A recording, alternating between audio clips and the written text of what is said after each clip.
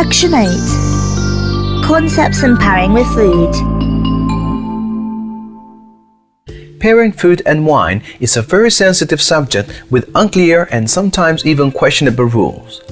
Even at this stage, it is essential to develop a personal portfolio of sensory memories to be able to pair wine with food automatically.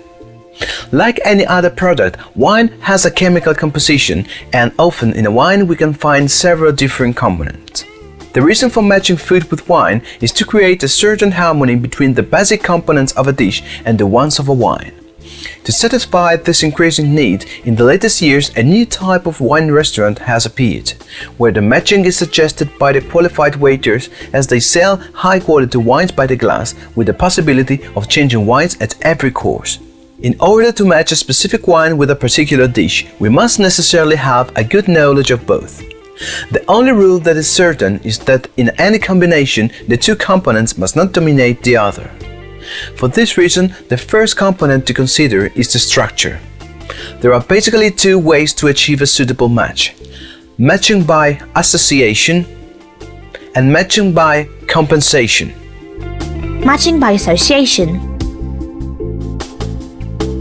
The combination by association is quite easy to achieve, and it becomes a rule when we are pairing a dessert. The residual sugar of the wine should reflect the same sugar content of the dessert. To give a clear example, an extra dry sparkling wine goes well with a summer fruit salad, especially with peaches and strawberries, and it is also excellent accompanied with custard. Sweet wines with a stack fermentation are suitable to be paired with sweet soft cakes, and sweet wines from dried grapes are suitable for more consistent desserts, such as jam tarts and pastries in general. Matching by compensation. The combination by compensation instead requires the need to balance a predominant component of a dish. For example, if there is a predominant taste hint of softness in a dish, as in the case of pork salami chops, it is necessary to pair a wine with the ability to clean up the palate from the effects of grease, an action that could be performed by a wine with a remarkable acidity and by an aggressive tannin. If you want to pair a more intense flavored dish, such as a roast game specialty, after identifying the structure of the dish, it is necessary to curb its most extreme components. In this case, they are represented by the strong taste of that specific kind of meat. The ideal wine to be paired should be a full-bodied red, rich in smooth tannins generated by a long aging in a barrel to act on the palate, mitigating the features of the dish but not dominating it. Almost everybody knows the coarse rule of pairing white wines with fish and red wines with meat. It is not basically wrong, but before matching the color of a wine, we need to consider all the other features, such as structure, acidity, flavor, sweetness, and especially the nature of the hints of a certain wine.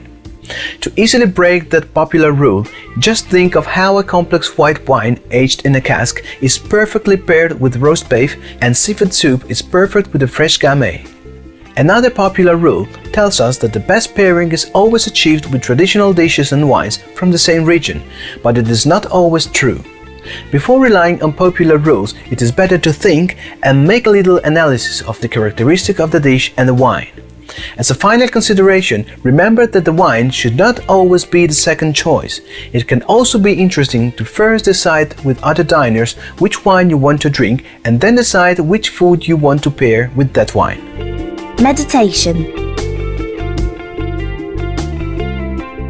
We've seen how pairing wine with food can be a complicated task that requires a great deal of experience and a great wealth of sensorial memory, but you should also consider the pleasure of drinking wine without necessarily combining it with a dish.